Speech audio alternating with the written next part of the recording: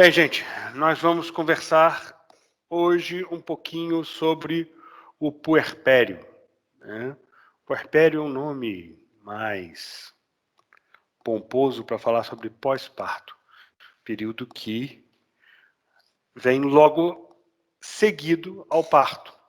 Lembra vocês que eu falei sobre os períodos do parto e eu falava justamente que o parto ele é, né, o período gravídico puerperal, o ciclo todo, ele consiste de um período evolutivo, que é a gravidez, um período resolutivo, que é o parto, e depois um período involutivo. Então, esse momento do pós-parto até o retorno da grávida a seu estado pré-gravídico, a gente chama de puerpério. Tá? É o último ciclo. E qual a importância desse puerpério, então? A gente vai ver período que sucede o parto e compreende os processos involutivos e de recuperação do organismo materno após a gestação. Então, o puerpério ele começa logo após a saída da placenta. Tá? Saiu a placenta, você iniciou o período puerperal. E ele é dividido em três formas, né? A primeira é o puerpério imediato, e esse puerpério imediato, ele é composto, deixa eu só mudar aqui para a gente ter a canetinha, ele é composto desde a saída da placenta até 10 dias, 10 dias. O puerpério tardio, ele é dito como ocorrendo entre os 10 até 45 dias.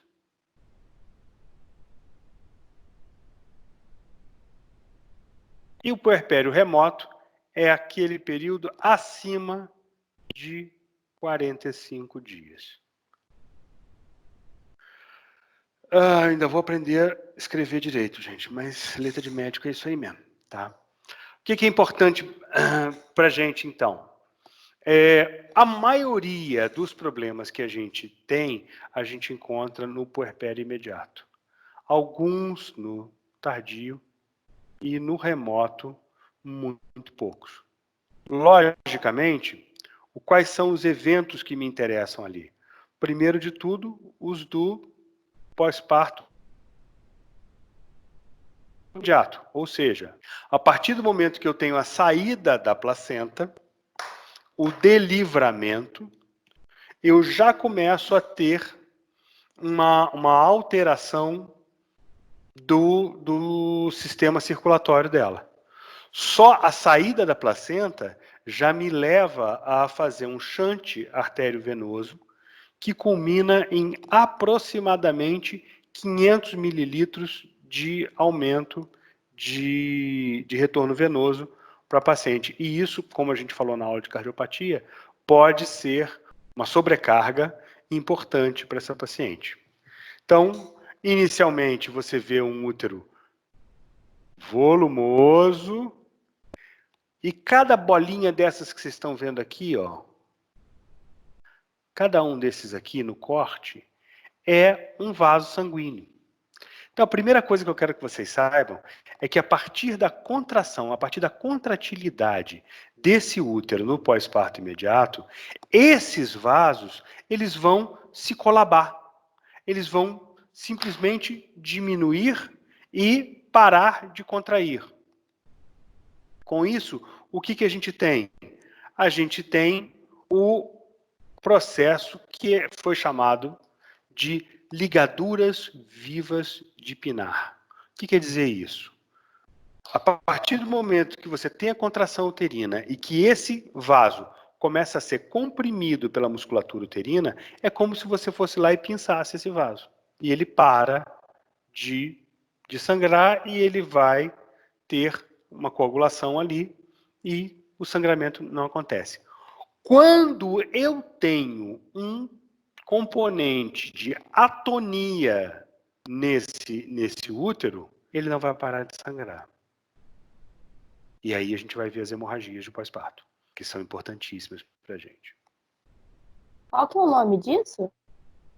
Ligaduras vivas de pinar. Tá? Sabe o pinar? Ah, sim, obrigada. Pinarde. Ok?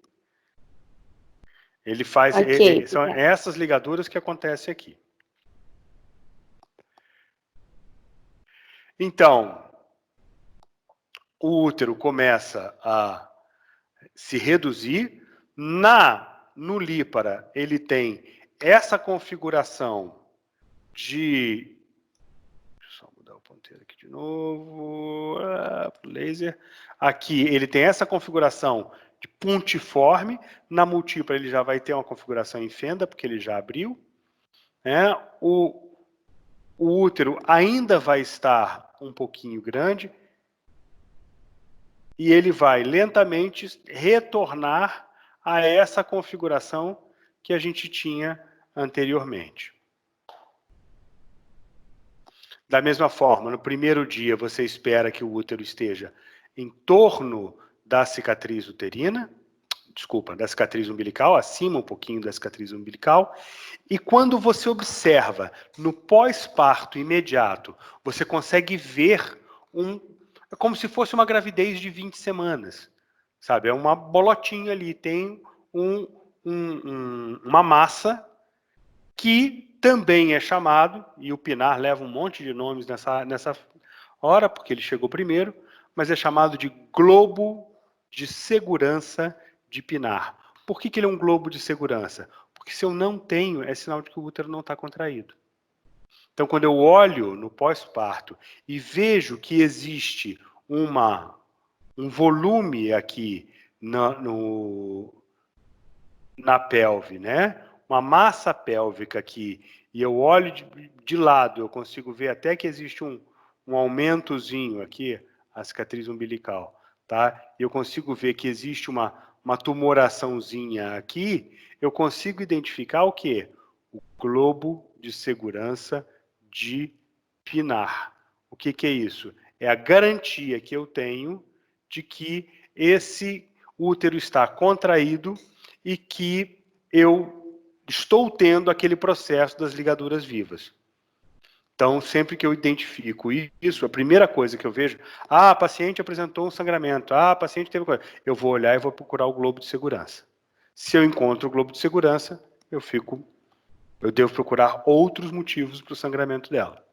Consultas, então, para identificar, né, e seguir o puerpério. A primeira, em torno de 7 a 10 dias, que ela tem a finalidade de quê? De orientar a paciente quanto à atividade sexual. Ah, sim, parece cedo demais, mas é importante dizer que ela vai ter que manter pelo menos... o Rezende fala em pelo menos 15 dias. Normalmente a gente deixa até 30 dias sem atividade sexual nesse período. Fazer orientações quanto à cicatriz, se houver. Se você tem uma paciente que fez cesariana, logicamente ela tem cicatriz. Se ela fez um parto transpélvico, a gente tem uma tendência hoje em dia de não fazer mais episiotomia, mas se houve episiotomia, a gente tem que verificar como é que está essa cicatriz, se está tendo alguma coisa, e fazer orientações quanto ao aleitamento materno, que a gente vai fazer uma conversa só sobre isso, tá? Uma outra segunda consulta após 40 dias, né? Após 42 dias, por que ele coloca 6 semanas como sendo esse período mais importante? Para avaliar sinais de depressão, você pode ter depressão pós-parto, embora seja muito raro, né? Não confundir depressão pós-parto com blues pós-parto, que são coisas diferentes, aquela tristeza natural da gestante, aquela sensação de esvaziamento e de abandono que ela tem. Orientar quanto à orientação nutricional, por conta do aleitamento. E, por último, a anticoncepção, porque, afinal de contas, existe uma demanda importante aí. A maioria das mulheres quer alguma orientação sobre anticoncepcional e é importante que a gente faça. Acabou a aula de puerpério. Se eu fosse dar só aula de puerpério fisiológico, a gente terminaria por aqui e em coisa de, sei lá, 10 minutos a gente acabou. Agora a gente entra em coisas que são mais importantes para a gente, que é a presença de hemorragia pós-parto e de infecção puerperal. Essas duas situações são as situações que colocam em risco a vida da paciente. E por isso mesmo a gente vai... Oi? Licença, eu tenho uma dúvida do último slide, sem sei se o outro que o senhor passou, o senhor falou sobre a parte de orientação de anticoncepcional dessa paciente. Eu espero acabar a lactação, essas coisas, para começar ou não? Ah, ok. Existem métodos anticoncepcionais que são compatíveis com o aleitamento. Se ela está aleitando, eu posso usar, por exemplo, um DIU. Tá? Eu posso usar tanto o DIU de cobre quanto o de progesterona. Ela pode usar o diafragma. Embora o diafragma eu precise esperar um tempo maior para ela poder ter a medida do diafragma, porque o útero ainda está um pouquinho maior.